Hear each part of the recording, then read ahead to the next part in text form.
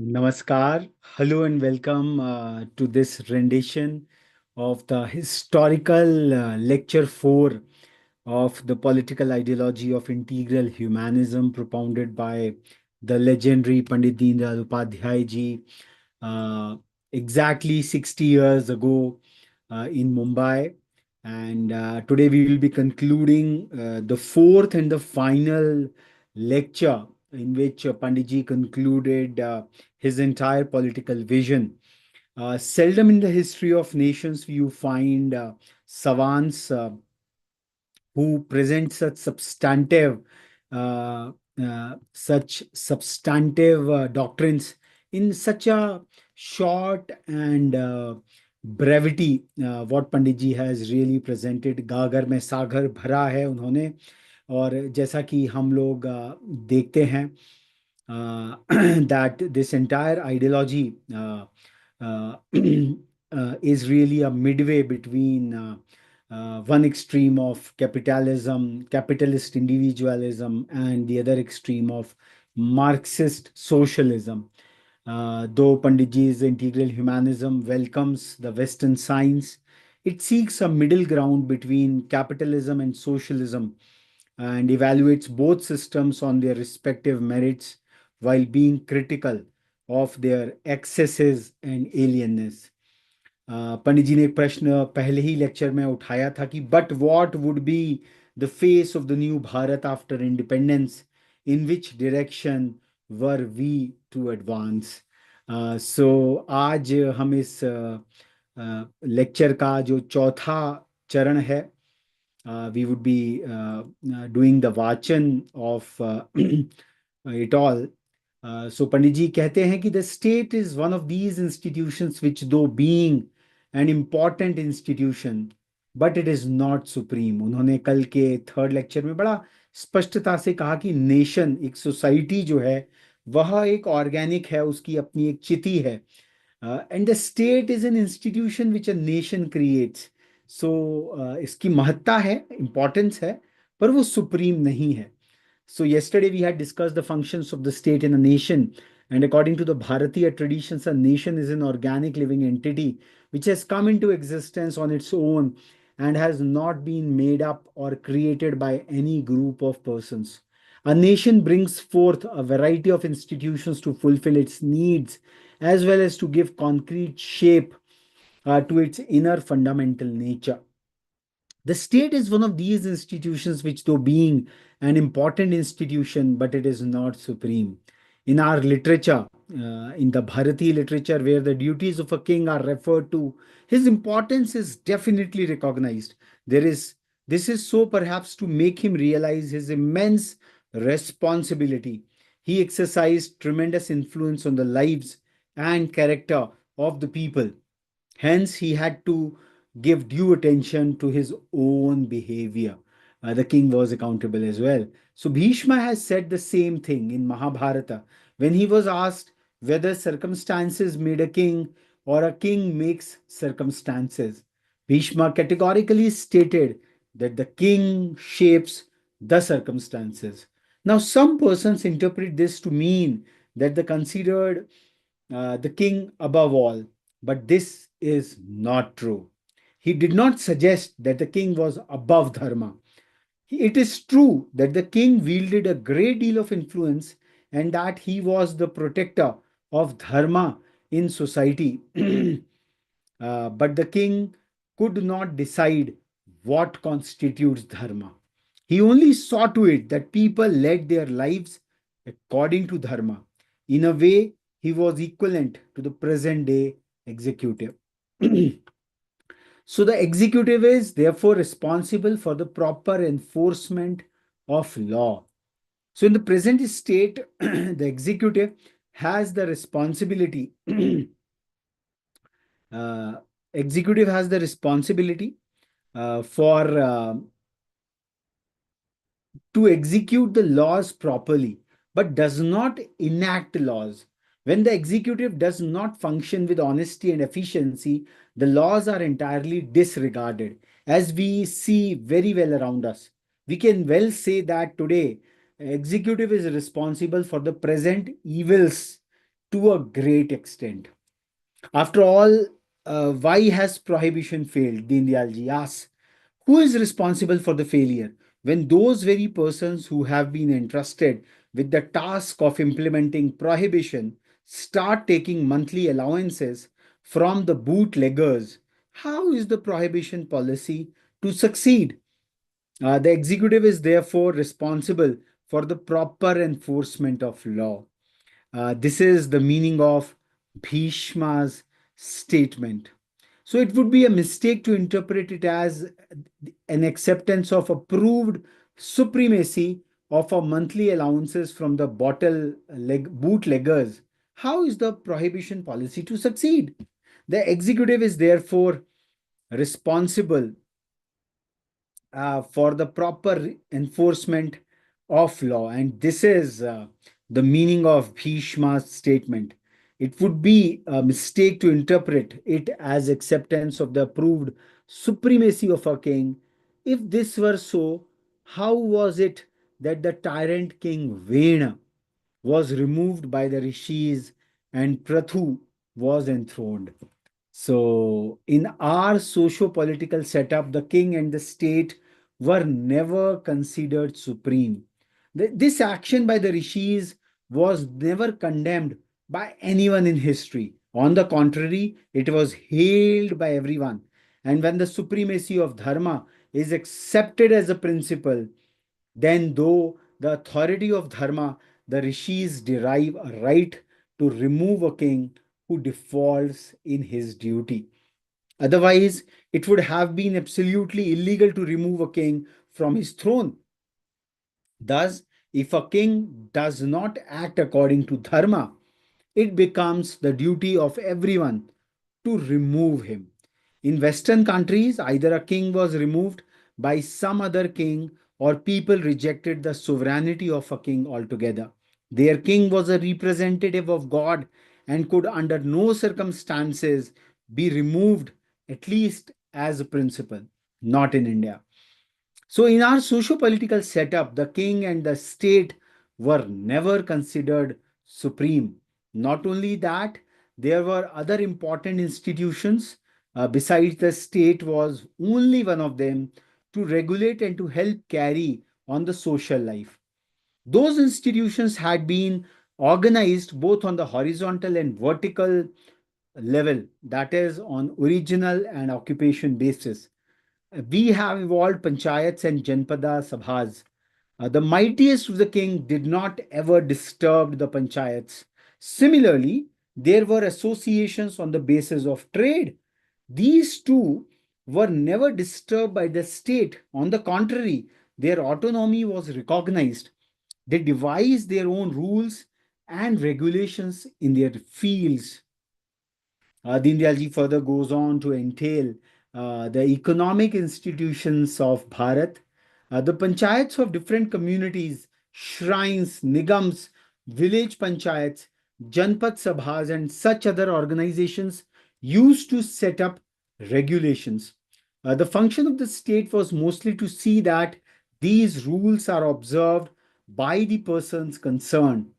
The state never interfered with the affairs of these associations. Thus, the state was concerned only with some aspects of life of the society. Similarly, in the economic field, many institutions are created. We have to think what should be the nature of our economic structure.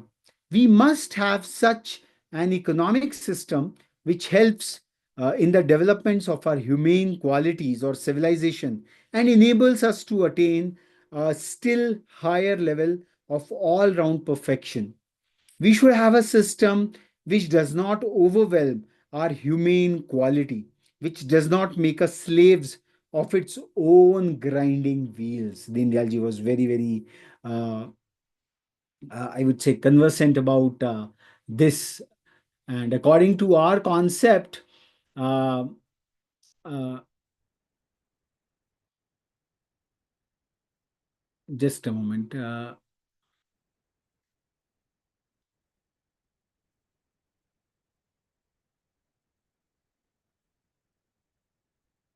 Yeah. So, according to our concept, man attains godlike perfection as a result of development. What structure, what regulation should be specified in our economic system if we wish to achieve this goal? Now, let us consider this point.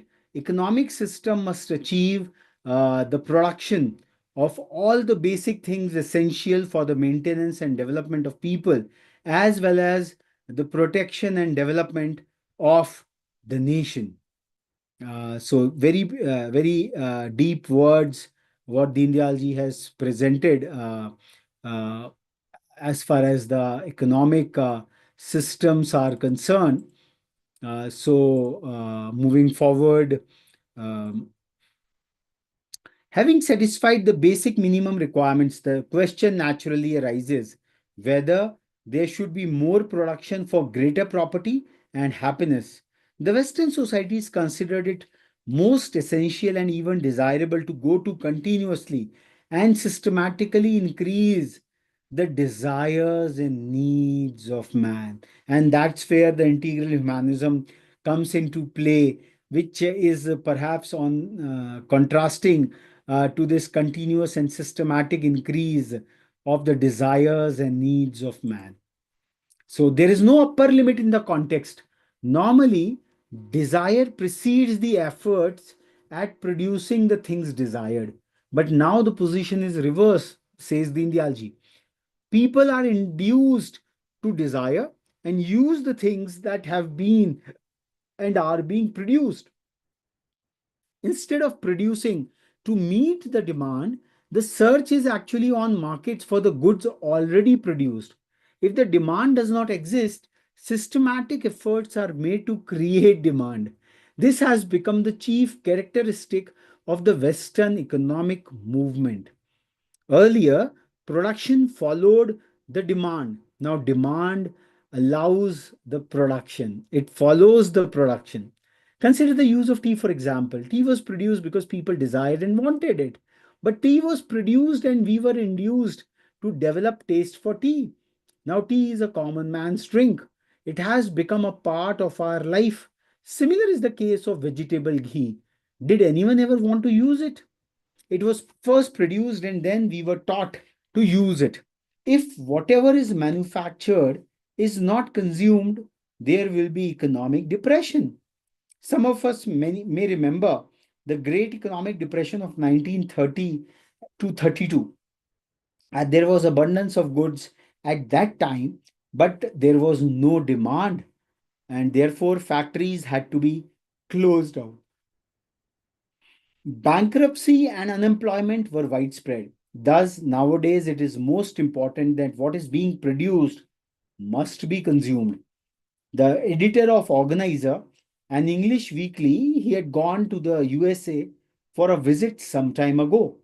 Upon his return, he related an interesting instance. There is a factory producing potato peelers, a device for peeling potatoes. The production of this factory outstripped the demand for the device. The management of the firm faced the problem of finding some way by which people may be induced to buy more potato peelers. So they called a meeting of all the salesmen of the firm, and among the suggestions put forth, one was to make the color of the handle similar to that of the potato peel, so that along with the peel, the peeler may also be dumped in the garbage, often by mistake. Thus, there may be a greater demand. Also, the product was offered in a more attractive packing. Now, this economic structure is not merely consumption oriented, but it is clearly leading to destruction. Throw away the old one and buy a new one. Rather than satisfying the need and demand from people, to create fresh demand has become the aim of modern economics. So, this very funny aspect that production is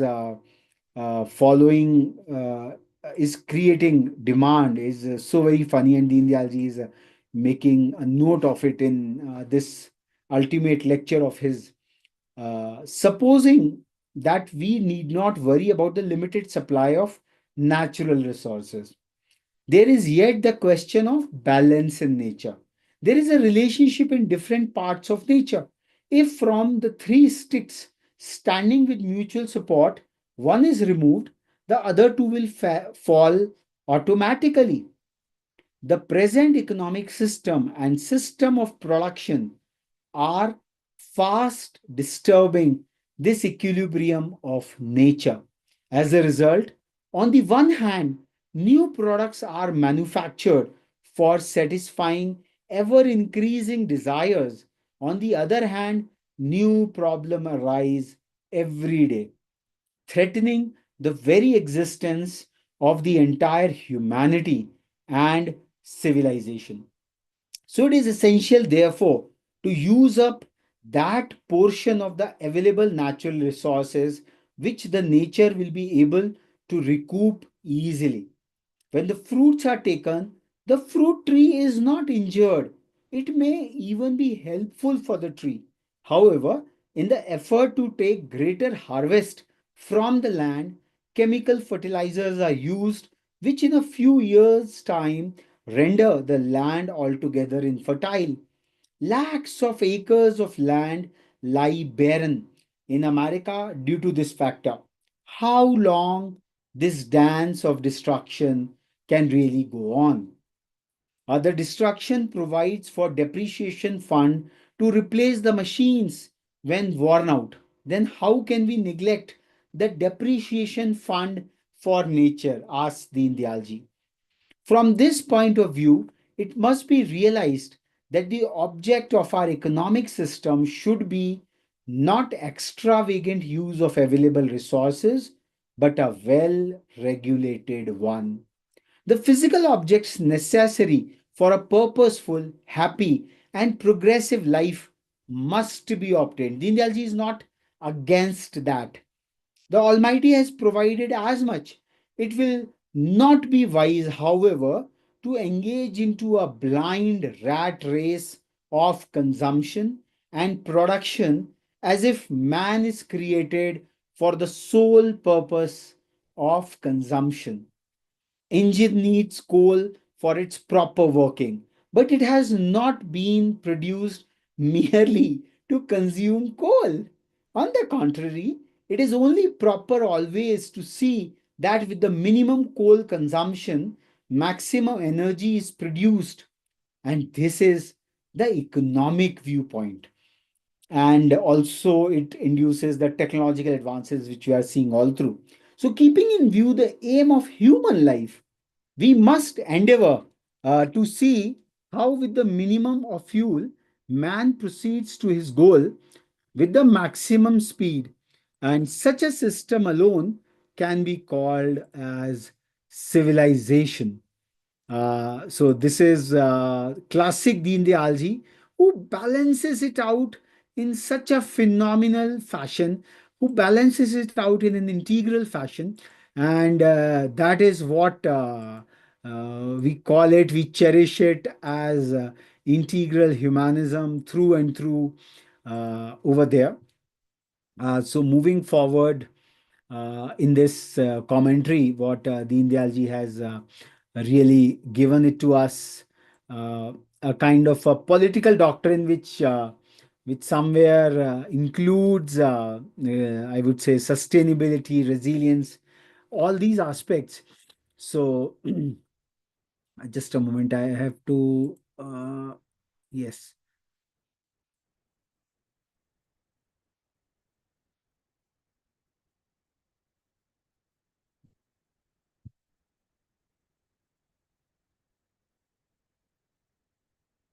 So, keeping in view the aim of human life, we must endeavor to see how, with the minimum of fuel, man proceeds to his goal with the maximum speed. And such a system alone can be called a civilization. This system will not think of merely a single aspect of human life, but of all its aspects, including the ultimate aim. This system will not thrive on the exploitation of Mother Nature, but will sustain nature and will in turn itself be nourished. Milking rather than exploitation should be our aim. The system should be such that overflow from nature is used to sustain our lives. So he's talking about economic system for which polity remains responsible to create that. So moving forward, if such a human angle inspires the economic system, then our thinking on the economic question will undergo thorough transformation. In the Western economics, whether it is capitalist or socialist, value has the most important and central position. All economic theories center around the precept of value. It may be that the analysis of value is very important from the point of view of the economists, but those social philosophers which are based entirely on value are for incomplete, inhuman, and to some extent unethical take. For example, the slogan which is commonly heard nowadays, Deen Dayal ji is talking in 1965, but many of his observations are still contemporary, even in 2025, 60 years when this doctrine was propounded, that one must earn his bread. Normally, communists use this slogan, but even the capitalists are not fundamentally in disagreement with it. If there is any difference between them, it is only as regards who earns and how much. The capitalists consider capital and enterprise as important components of production, and hence, if they take a major share of profits, they think it is their due. On the other hand, communists believe only labor to be the main factor in production. Therefore, they concede major share of production to the laborers. Neither of these ideas is correct. Really speaking, our slogan should be that the one who earns will feed and every person will have enough to eat. The right to food is a birthright. The ability to earn is a result of education and training. In a society, even those who do not earn must have food. The children and the old, the diseased and the invalids, all must be cared for by the society. Even society generally fulfills this responsibility. The social and cultural progress of man lies in the readiness to fulfill this responsibility. The economic system must provide for this task. Economics as a science does not account for this responsibility. A man works not merely for bread alone, but also to shoulder this responsibility. This is integral humanism. This is somewhere indicative of Antyodaya, the last man in the queue, the survival of the weakest, which was an extension of this political doctrine of integral humanism itself, what the Indialji is surmising. Otherwise, those uh, those who have had their meals would no longer work. Any economic system must provide for the minimum basic necessities of human life to everyone: food, clothing, shelter, uh, constitute broadly speaking these basic necessities. Similarly, the society must enable the individual to carry out his obligations to the society by properly educating him. Lastly, in the event of an individual falling a prey to any disease, society must arrange for his treatment and maintenance. If a government provides these minimum requirements, then only it is a rule of dharma. Otherwise, it is a rule of adharma. Describing the king Dilip, Kalidas has said in Raghuvansha, being responsible for the maintenance, protection, and education of his subjects, he was their true father. Others were merely instrumental in giving them their birth. The description of King Bharat, after whom our country has been named Bharat, also runs similarly. That is, by maintaining and protecting his subjects, he was called Bharat. This is his country, Bharat. If in this country maintenance and protection are not guaranteed, and then the name Bharat is meaningless. So Deen Dayalji goes on about education. Education, he says, it's a social responsibility. To educate a child uh, is in the interest of the society itself. By birth, a child is an animal. He becomes a responsible member of the society only by education and culture. To charge fees for something which is in the interest of the society itself is rather odd. If, due to the inability to pay the fees, children are left without education, will the society endure the situation for long? We do not charge fee from trees for sowing the seed and caring for the supplying. On the contrary, we invest our money and efforts. We know that when the tree grows, we shall reap the fruits. Education is a similar investment. An educated individual will indeed serve the society. On the other hand, it will not be surprising if people grow indifferent to the society, which leave them to fend for themselves.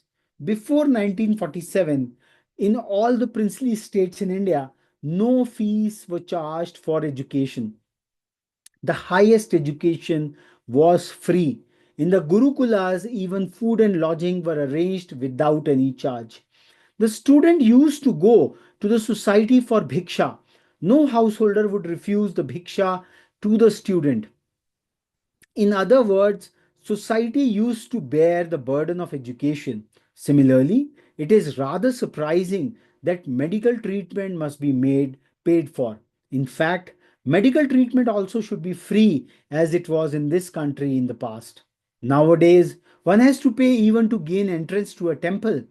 In Tirupati, to enter the Balaji temple, there is a charge of 25 paisa. However, at noon for 1 hour, there is Dharma Darshan, which means during that time, no ticket is needed, as if at other times there is Adharma Darshan. So Dindiyalji makes a very jocular statement out here, and perhaps we can see that a lot of the welfare programs, what we are witnessing today, as a part of the current government, is perhaps fulfilling the mandate of integral humanism as such. And I would like to welcome Dr. Surbi, who has just joined us in this fourth and the ultimate lecture of integral humanism in action. And so Dindayalji goes on that the society should guarantee to all members minimum requirement for maintenance and progress of every individual.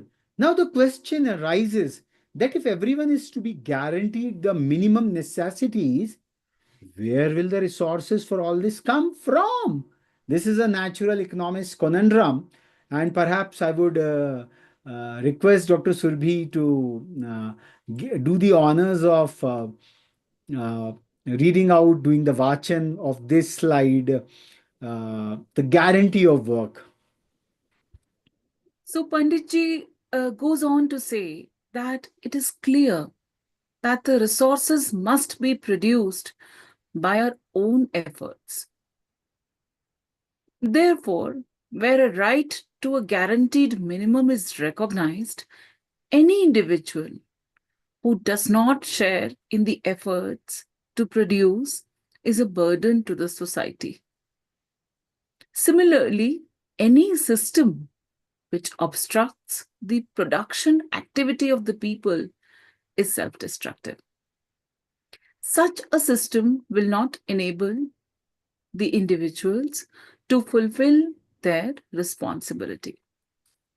Not only that, but even if the requirements of an individual are met, while he does not share in the efforts, his personality will not develop fully. His progress as a human being will be distorted and lopsided. Man, Dindayalji goes on to say, has stomach as well as hands. If he has no work for his hands, he will not get happiness even if he gets food to satisfy his hunger. His progress will be obstructed. Just as a barren woman experiences emptiness in life and consequent dissatisfaction, so does a man without work. The guarantee of work to every able bodied member of the society should be the aim of our economic system. Today, we witness a very strange situation. On the one hand, a 10-year-old child and 70-year-old man are toiling, and on the other hand, youth of 25 is driven to suicide for want of work. We shall have to remove this mismanagement. God has given hands to every man, but by themselves, hands have a limited capacity to produce. They need assistance of capital in the form of machines. Labor and capital bear the same relation to each other as that between man and nature. The world is a creation of these two. Neither of them can be neglected. So this is the quintessence of the doctrine of integral humanism, and in the modern contemporary world, when economics has become the center stay of it all, even that's where the integral purusharthas. So even if you are pursuing the integral artha, I think dharma and moksha and the desires of one and all would remain fulfilled, and that is the beauty of the integral Sanatan Bharatiya Parampara, of which Deen Dayal ji was one of the preeminent political mascots of it all. He was not just a philosopher sitting in some remote aranya doing his tapas. He was a core political activist, and he really revolutionized. And we are seeing very many fruits of his political pronouncements being implemented quite well, not in toto, but to a great extent. We can see them in the contemporary governance of Bharat. So, capital formation. For capital formation, it is essential that a part of the production be saved from immediate consumption and be used for further production in future. Thus, capital can be formed only by restraint on consumption, not reckless consumption, which is perhaps some paramparas of the word credit based consumptions they have initiated. And this is the basis of capital formation, to which Karl Marx refers to as the surplus value in his treatise. In the capitalist system, the industrialist creates capital with the help of this surplus value. In a socialist system, the state undertakes this task. In both the systems, the entire production is not distributed among the workers. If production is carried on through centralized large scale industries, the sacrifice on the part of the worker in creating the capital is not given due recognition. The advantage in decentralization is in the fact that the workers have a sense of direct participation in the management of this surplus value or capital. So machine is the most common form of capital. Machine was created in order to reduce the content of physical labor in production and to increase the productivity of the worker. Machine, therefore, is an assistant of the worker and not his competitor. However, when the human labor came to be considered as a commodity to be purchased with money, now here comes the slight nuance for which Deen Dayal ji is known for his ingenuity and in his humorous style. So the machine became the competitor of the human being. The principal drawback of the capitalist viewpoint is the fact that by making the machine a competitor of human labor and thereby displacing and making competitor of human labor and thereby and subjecting human being to deprivations, the very purpose of creating machines has been defied. So Dr. Surbi, would you like to do the honors? Yeah. So, machine cannot be blamed for this. Deen Dayal ji goes on to talk about capital formation and says that machine cannot be blamed for this. It is the fault of the economic and social system which cannot distinguish between the object and the instrument. We shall have to take into account the limitations on usefulness of machines and decide on its field of application. From this point of view, to import the machinery from Western countries, where shortage of manpower was the guiding factor in the design of machines, would be a serious mistake. The merit of machine, Dindyalji goes on to say, are not independent of time and place. Machines are a product of the modern science, but not its representatives. Scientific knowledge is not a monopoly of any particular country, but its application has to take into account the particular condition of each country and its requirements. Our machines must not only be tailored for our specific economic means, but also must at least avoid conflict with our socio political and cultural objectives, if not support them. Professor Vishwesaraya, Dindyalji makes note of this in his treatise, has said in one of his books that while considering the system of production, one must take into account the 7 M's.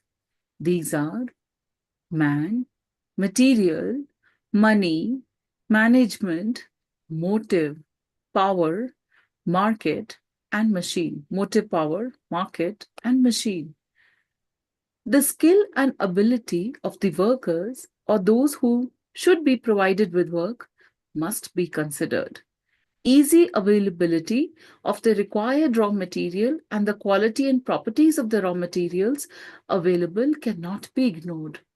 We must also think of how much money is available as capital, how this capital can be increased, and at what rate, how best it can be utilized for maximum production. How much of it should be put in the fixed assets and how much should be kept in the liquid form. We must also pay attention to the form of power available in the country in addition to the human and animal labor. Next slide. Yeah, please carry on. Yeah. So then Panditji goes on to say wind, water, steam oil, gas, electricity, atomic power can supply the motive power. Of this, which form of power can be obtained in what quantity and without being uneconomic must be thought of while deciding upon our methods of production. In the same way, managerial skills are also important and deserve the attention. If the ability to coordinate the efforts of a dozen workers are wanting, all of them will remain unemployed.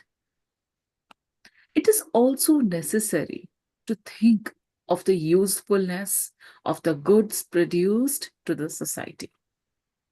Dindyalji goes on and says, this means that production of any particular commodity cannot be justified economically without the consideration of the market it commands. Taking into consideration all these factors, we should design suitable machines. Instead, we find nowadays that we install the machines first and try to coordinate all other factors afterwards. Other countries of the world did not progress in this fashion. Dindyalji goes on and says, otherwise, new machines would not have been invested. We are importing the machines and hence we have little knowledge. We shall have to develop a Bharatiya technology. None of the 7 factors is unchangeable. In fact, each one keeps constantly changing.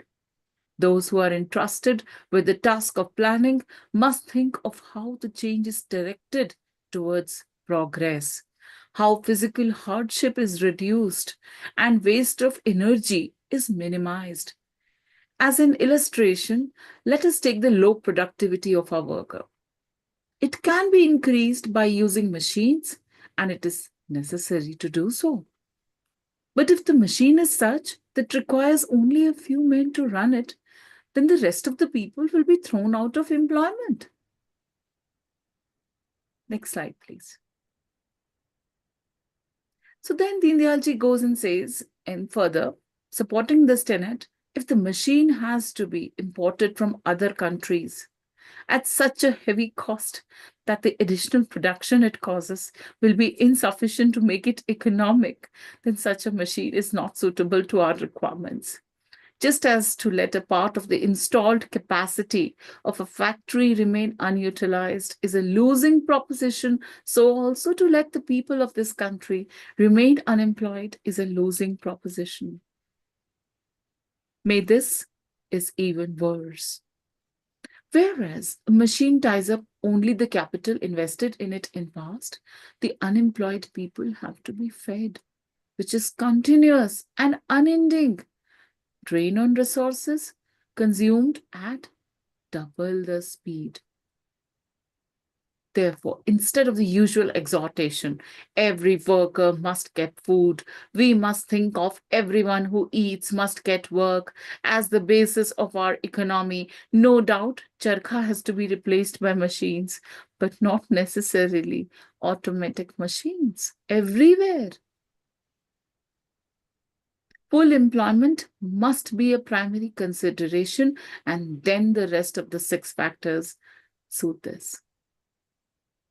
So Dindayalji adds upon as to what is the man's place in the economy. Is it economy for money or machines alone, or the man is at the center of the economy? So the use of manpower and the employment question will have to be thought of in the context of the human being as a whole, as an integral being. The economic theories of the past few centuries and the structure of society based on these theories have resulted in a thorough devaluation of the human being. His personality is altogether irrelevant to the economic setup. Capitalist economy recognizes only an economic man whose all decisions are based entirely on calculations of gain and loss in terms of material wealth. For this economic man, 5 rupees are always more than 4 rupees. He works solely to gain more wealth and excess to get the maximum gain. For him, just like other commodities, human labor is a commodity to be bought and sold in the market. This is free enterprise. It holds all the other restrictions and regulations unjust, save the break of competition. In the race, no one is prepared to stop and give a helping hand to the weak, who is left behind. Elimination of the weak is considered just and natural. Now, this is the antithesis of the entire economic doctrine of Deen Dayalji. So, Dr. Surbi, please carry on. Yeah. So, man's place in the economy, Panditji goes on to say, he is uneconomic, marginal unit, not fit to exist, talking about the weak. This is what it advocates. By the elimination of such marginal units, the economic power accumulates in the hands of a few. This is considered normal and natural in capitalist system. But when monopoly is established, even the check of competition ceases to operate. In such a situation, the incentive resulting from competition is no longer available. Prices are arbitrarily fixed and the quality of products deteriorates even as regards the consumer's needs. The capitalist is guided not by the necessities and desires of the consumer, but by his purchasing power. The needs of the wealthy and the well-fed are attended to rather than those of the poor and the hungry. As a result, where countless varieties of goods are produced for the needs of the wealthy, even the basic necessities of the life for poor become scarce. The centralization and monopolization of reduction totally undermine the influence of the consumer. So the markets are so organized that the consumer has to go by standard products. This standardization is on the increase at such a pace that individual preference of the consumer is ignored. Like the books in the library, even human beings are allotted numbers as consumers. So the system which boasts of giving highest importance to the individual has ironically destroyed all individuality. Clearly, the capitalist system is incapable of helping the development of an integral human being. The integral human being we all listen to in the lectures 1 and 2, comprising of the body, mind, intellect, and soul. So, this is an affront on the same. So, socialist system is a reaction. This is what Deen Dayal ji proclaims. Socialism arose as a result, as a reason to capitalism, but even socialism failed to establish the importance of the human being. Socialists contended themselves by merely transferring the ownership of capital in the hands of the state. But the state is even more of an impersonal institution. All the business of the state is conducted by rigid rules and regulations. Generally, there is no place for individual discretion, and even where such discretion is allowed, the slightest laxity in the sense of duty and social responsibility on the part of the administrators result in corruption and favoritism. The capitalistic system thought merely of the economic man, but left him free in other fields where they could exercise his individuality. The socialist system went much further, thinking only of the abstract man. Uh, After that, there was no scope for the development of the individual personality based on diverse tastes and abilities. The needs and preferences of individuals have as much importance in the socialist system as in a prison manual. So Deen Dayal ji, though being a very, very eminent thinker, he has his own way of humor, satire, to really put forth a drastic reality in front of the public mind. And there is no such thing as individual freedom in the socialist system. So, Dr. Surbhi, please. So, what is the state's claim on individual? There is no private property in a socialist society. This removes the problems attendants to the institution of private property. However, the incentive for production and conservation of resources and economy in utilization accompany the institution of private property. Now, Dindayalji goes on and says there has been no alternative arrangement to preserve this. The state is made supreme and sole authority in all matters. Individual citizen is reduced to mere cog in this giant wheel. There are no provisions to inspire the individual to fulfill his role. As Dijla states, the class of old fashioned exploiters has been eliminated, but a new class of bureaucratic exploiter has come into existence. Karl Marx put forward, the Indiaji quotes, in his analysis of history that capitalism contains the seeds of its own destruction, and that communism is a natural and inevitable successor to capitalism. This concept may be helpful in fostering faith in the communists about their ultimate victory, but certainly such a determinist view destroys the urge for reforms and dynamism in man. He is no longer the creator of a new order. He is merely incidental to a predetermined historic process.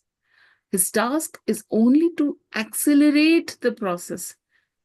Therefore, even as he tries to organize workers, he cares little for their welfare, but uses them as mere tools for the revolution. The dialectic materialism of Marx too operates only so long as state is not established as supreme after destroying the capitalist. Therefore, thereafter, the state puts a stop to the operation of the principle of dialectic materialism. In the name of crushing and counter revolutionaries, the state becomes more and more totalitarian. The day when the state is to wither away, yielding place to a stateless society, remains a mere dream. In fact, according to the Marxist view, to obstruct the process of these antitheses is itself reactionary. Marx is thus falsified by his own standards. Both these systems, capitalism as well as communist, have failed to take account of the integral man, his true and complete personality, and his aspirations. One considers him a mere selfish being lingering after money, having only one law, the law of fierce competition, in a sense, the law of the jungle, where the other has viewed him as a feeble, lifeless cog in the whole scheme of things, regulated by rigid rules and incapable of any good unless directed. The So the centralization. centralization of power, economic and political, is implied in both. Both therefore result in dehumanization of man. Man, the highest creation of God, is losing his own identity. We must re-establish him in his rightful position, being him, the realization of his greatness, reawaken his abilities, and encourage him to exert for attaining divine heights of his latest personality. This is possible only through a decentralized economy. We want neither capitalism nor socialism. We aim at the progress and happiness of man, the integral man. The protagonists of the two systems fight with man on the state. Both of them do not understand man, nor do they care for his interests. Dr. Surbhi. So the objectives of our economy, Deen Dayal ji gives us sextet, the Shadang economic system. The first component of it is an assurance of minimum standard of living to every individual and preparedness for the defense of the nation. So he talks about individuality and collectivism at the same time. Further, increase above this minimum standard of living, whereby the individual and the nation acquires the means to contribute to the world progress on the basis of its own chiti. This is very important to provide meanings, employment to every able bodied citizens by which the above two objectives can be realized and to avoid waste and extravagance in utilizing natural resources. The Let the next three be read out by Dr. Surbhi. To develop suitable machines for Bharatiya conditions, Bharatiya technology, taking note of the availability and nature of the various factors of production, the seven M's. This system must help and not disregard the human being, the individual. It must protect the cultural and other values of life. This is requirement which cannot be violated except at a risk of great peril. The ownership, Dindayalji goes on to say, state, private, or any other form of various industries must be decided on a pragmatic and practical basis. So he gives some few general directions which we must bear in mind while developing our economy. Swadeshi and decentralization are the two words which can briefly summarize the economic policy suitable for the present circumstances. So, what was true in 1965, perhaps on the cusp of the fourth industrial revolution, when technology has also got miniaturized, I think Deen Dayalji vision is most apt to be recognized, most apt for the re-engineering of the word which is going as of now. We can really go in that phase. Centralization and monopolization have been the order of the day for all these years, knowingly or unknowingly. The planners have become prisoners of a belief that only large scale centralized industry is economic, and hence, without worrying about its ill effect, or knowingly but helplessly, they have continued in that direction. The same has been the fate of Swadeshi. The concept of Swadeshi is ridiculed as old fashioned and reactionary. We proudly use foreign articles. We have grown over independent upon foreign aid in everything from thinking, management, capital, methods of production, technology, etc., to even the standards and forms of consumption. This is not the road to progress and development. Deen Dayal ji is very, very categorical about it. We shall forget our individuality and become virtual slaves once again. The positive content of Swadeshi should be used as the cornerstone of reconstruction of our economy. And in the contemporary era, when a global tariff war has been ensued by the American president, I think it's time to take a do a rethink and a re-engineering of India's economy. And as you can see that re-engineering India from incredible to insurmountable, this has been the central push at Rethink India Institute. I think Deen Dayal ji's words 60 years hence are so very relevant. They are really giving us a way forward to us in this time of so-called crisis of all forms. For want of time, I have not touched upon the natural aspects of economic structures. But one thing is clear that many old institutions will yield place to new ones. This will adversely affect those who have vested interests in the old institutions. Some others who are by nature averse to change will also suffer by efforts of reconstruction. But disease must be treated with medicine. Strength can be gained only from exercise and hard work. Therefore, we shall have to discard the status quo mentality and usher in a new era. Indeed, our efforts at reconstruction need not be clouded by prejudice or disregard for all that is inherited from our past. On the other hand, there is no need to cling to past institutions and traditions which have outlived their utility. We have considered what the direction of change should be. We have, in the last 4 days, thought over the integrated form of humanism.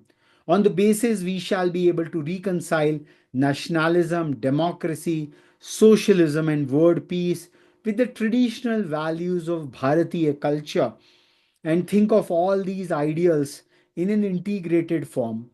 The mutual conflict among these ideals can be removed and they can supplement mutually. Thereby, the man can gain his lost status and attain the aims of his life. We have here discussed the philosophy, but the members of the Bharatiya Jansangh are not mere philosophers or academicians. We have set out with the determination to make this nation strong, happy, and prosperous through the medium of the Bharatiya Jansangh. Therefore, we must carry on practical programs for the nationalist reconstruction on this foundation.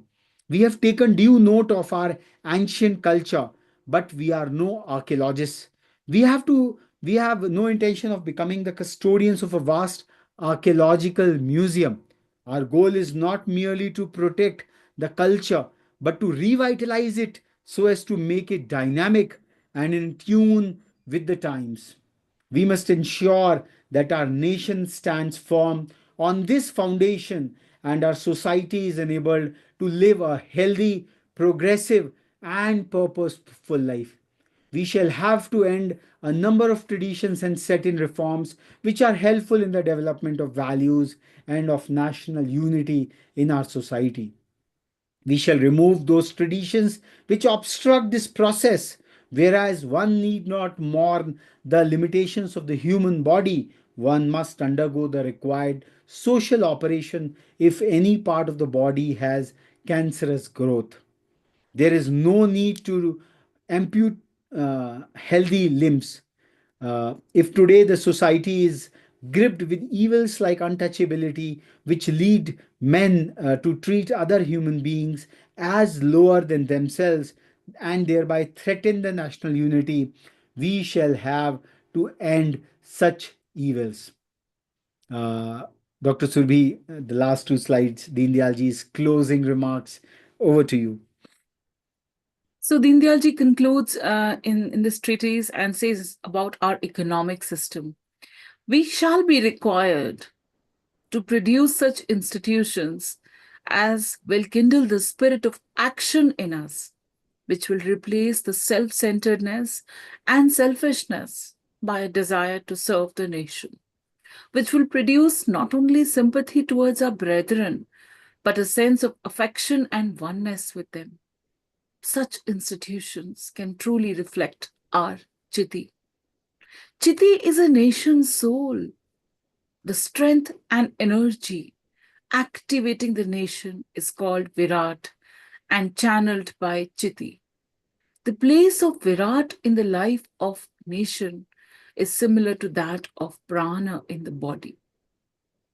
Just as prana infuses strength in various organs of the body, refreshed the intellect, keeps body and soul together, so also in a nation with a strong Virat alone can democracy succeed and the government be effective. Then the diversity of our nation does not prove an obstacle to our national unity. The difference of languages, occupations, etc., are present everywhere. However, when the Virat is awake, diversity does not lead to conflicts and people cooperates with each other like the various limbs of the human body or like the members of a family. So, this is the final slide of the eminent doctrine of integral humanism. Dr. Surbhi, please. We have to undertake the task of awakening our nation's Virat. Let us go forward in this task with a sense of pride for our heritage, with a realistic assessment of the present, and a great ambition for the future. We wish neither to make this country a shadow of some distant past, nor an imitation of Russia or America. With the support of universal knowledge and our heritage, we shall create a Bharat which will excel all its past glories and will enable every citizen in its fold to steadily progress in the development of its manifold latent possibilities and to achieve through a sense of unity with the entire creation a state even higher than that of a complete human being to become Narayan from Nar. This is the external divine from of our culture. This is our message to humanity, to crossroads. May God give us strength to succeed in this task. Bharat Mata ki jai. So, with these solemn words, we give this rendition, which we tried at Rethink India on these seminal days of 22nd, 23rd, 24th, and 25th, reading out from the very words of Deen Dayalji. And we are committed, we intend to expand the invocation of this very pertinent doctrine, very pertinent philosophy to the various dimensions of national and social life. We are very thankful for your patient hearing and let this material. There are some errors in renditions because these lectures were in chaste Hindi, and the source from which we picked up, we did not do any proofreading for that matter. So in reading, there are some typographical errors here and there. We regret for the same. But we feel that Bharat में एक वाचन की परंपरा है कि जो आर्ष वाक्य हैं उनका अगर पठन पाठन और वाचन किया जाए तो उससे जो ऊर्जा, उससे जो एक प्राण शक्ति का उद्भव होता है, संभवतः वह कलेक्टिव माइंड को इन्फ्लुएंस करता है.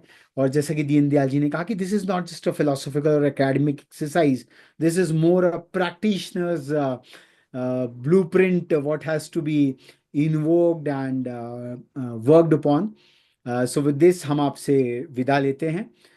with a resolve to take on this Gyan Yagya further and forward कि एकात्म मानवतावाद integral humanism की जो doctrine है, in what all fashions we can further serve it in myriad fashions, we will carry on that. So with this, we take your leave and we conclude this Intelligence Forum 2025, which is a parallel stream of lectures by very eminent young scholars of Indian knowledge systems, the integral knowledge systems, we call it also. So please do watch them alongside with these four seminal lectures of the Indialji.